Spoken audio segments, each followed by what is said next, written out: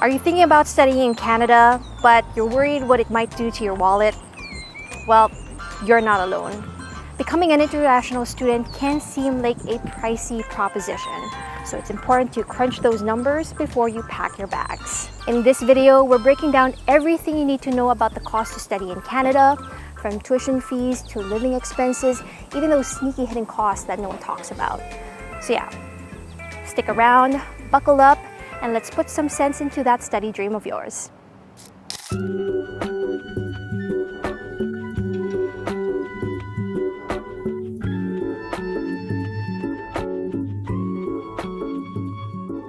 Alright, first things first. Are you going the DIY route, or are you thinking about getting help from a third party for your school and immigration applications? If you're leaning towards a DIY approach, you're essentially choosing to steer the ship yourself. Yes, you'll be skipping out on consultancy fees, which is a bonus, but this path might eat up a bit more of your time. So make sure you're ready for that commitment. On the other hand, if your situation feels a tad complex, bringing in a professional like an education consultant or immigration lawyer or consultant could be a lifesaver. Their expertise comes at a price, but they can potentially save you from expensive errors and holdups down the line. Education consultants can charge anywhere north of 250 Canadian dollars depending on how much guidance you need. And when it comes to the nitty-gritty of immigration, the fees can climb up a bit. Some consultants or lawyers charge upwards of 1,500 Canadian dollars for a single study permit application.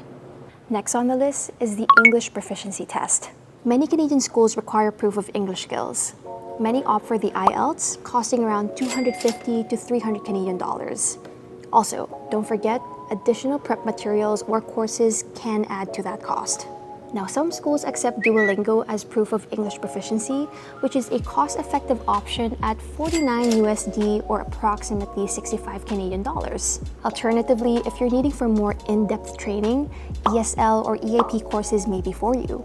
They're designed to prepare your English for academic life in Canada, but they typically come at a steeper price, starting from 3,000 Canadian dollars per semester. Anyway, whether you go for a one-time test or a more extended course, meeting the English requirements will be a crucial part of your journey, so choose a path that best suits your needs. That way, it will be an easier adjustment once you're here. Alright, let's dive into school application fees next. Canadian colleges and universities usually have an application fee, and it typically ranges from 100 to 250 Canadian dollars. Now, here's a little inside scoop. If you team up with us at Canex Visa, or if you decide to go with any other educational consultancies, there might be times when we can get that fee waived for you.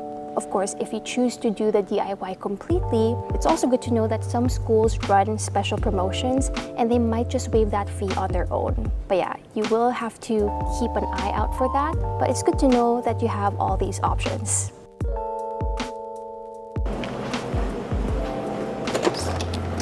Now, after getting a conditional offer from your chosen school, you'll be asked to pay a commitment fee. This fee, which is usually a sign of your intent to enroll, is usually applied towards your tuition. The amount varies based on the program and its demand. For instance, while I once paid a commitment fee of 1,000 Canadian dollars to study here at BCIT, some students now pay up to a full year's tuition for highly competitive programs. So when you receive that offer, be prepared to secure your spot, both in intent and funds.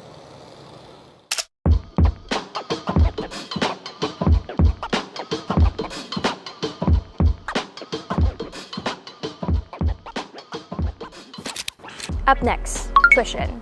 Tuition fees can vary widely based on location, school, and program. At colleges, you can expect to pay around 12,000 to 21,000 Canadian dollars per year. However, if you're aiming for a top-tier university, the fees can jump to a steep 40 grand a year.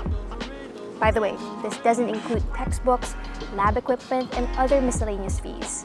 And yeah, it's a hefty price to pay, but many believe it's worth the unique experience. After finalizing your program choice, it's time to focus on the study permit application side of things. A key step, getting a medical exam if needed.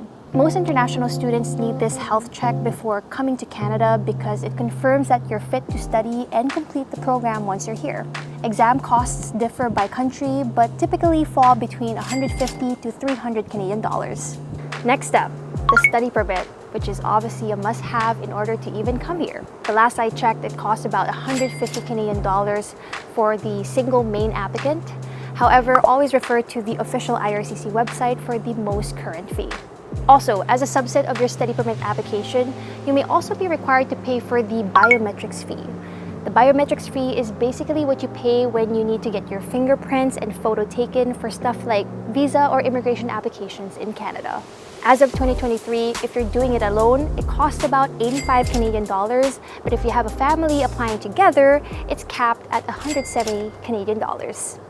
Moving on to airfare. So the price of your flight to Canada will depend on where you're coming from and your destination city in Canada. Plus, the monthly flight can greatly influence the cost. So for example, flights tend to be cheaper from December to February due to the winter season. But yeah, plan accordingly. Moving on, let's talk about health insurance. In Canada, health insurance for international students vary by province and your chosen plan. Some provinces offer provincial health coverage to students, while others may rely on university-provided plans or a mix of both. For instance, when I arrived in Canada, I initially paid 180 Canadian dollars for a basic medical insurance plan from GuardMe provided by my school BCIT. This covered me for the first 3 months, but afterwards, I later transitioned to the mandatory BC Medical Services Plan, which currently charges 75 Canadian dollars per month. Alternatively, there's also private insurance, which can cost between 600 to 1,200 Canadian dollars per year based on factors like duration, coverage level, and other factors. All right, guys, up next, let's talk about phone plans. So once you land in Canada and start settling down, one of the essentials is getting a mobile and internet plan. Canada is notorious for their pricey phone plans.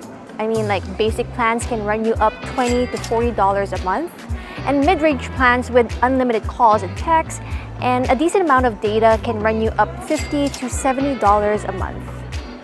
And this is assuming that you already have your own phone. For internet, expect to pay around $50 to $90 a month for good streaming and moderate uploads and downloads.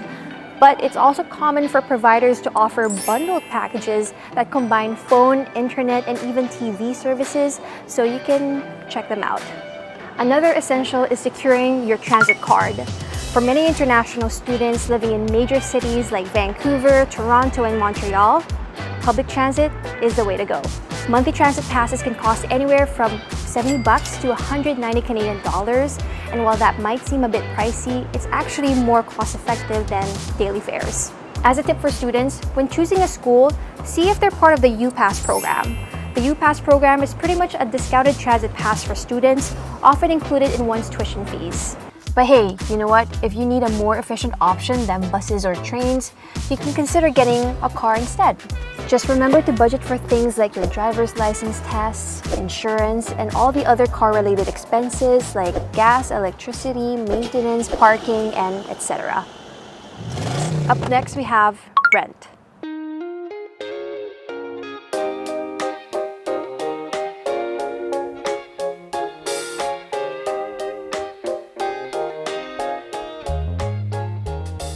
If you have family or friends in Canada, staying with them could be an economical choice. Living on campus is another option. I mean, it's convenient, but high in demand, so spots can be limited. But most of the time, many turn to online platforms like Facebook Marketplace, Kijiji, Craigslist, or Live.rent to find rentals. As a heads up, a single room in an apartment might set you back $800 to $2,000 a month, depending on location and whether or not it's a shared space. And finally, we're ending this video with groceries.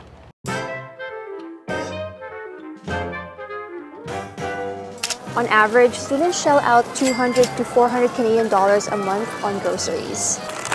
This is a general estimate and might be on the lower side for major cities like Vancouver or Toronto, where the cost of living is higher. As a tip, you can think about splitting a Costco membership card if you do have friends or roommates here in Canada for bulk buys. Personally, I like to shop at Asian grocery stores for cheaper veggie options or produce. So I like to go to 88 Supermarket, Foodie World, and China World. When I crave for snacks, I like to shop at Walmart or Superstore, which is where I'm currently at. But if you're looking for cost-effective or student-friendly options, you can check out Freshco and No Frills.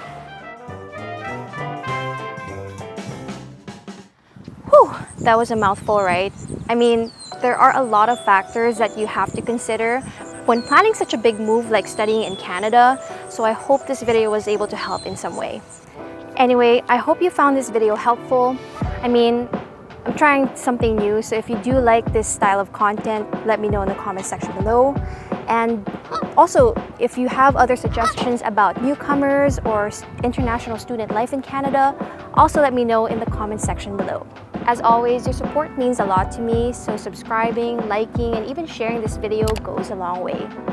Anyway, thanks again for watching. Be safe and be kind. And as always, I'll see you in the next video. Cheers!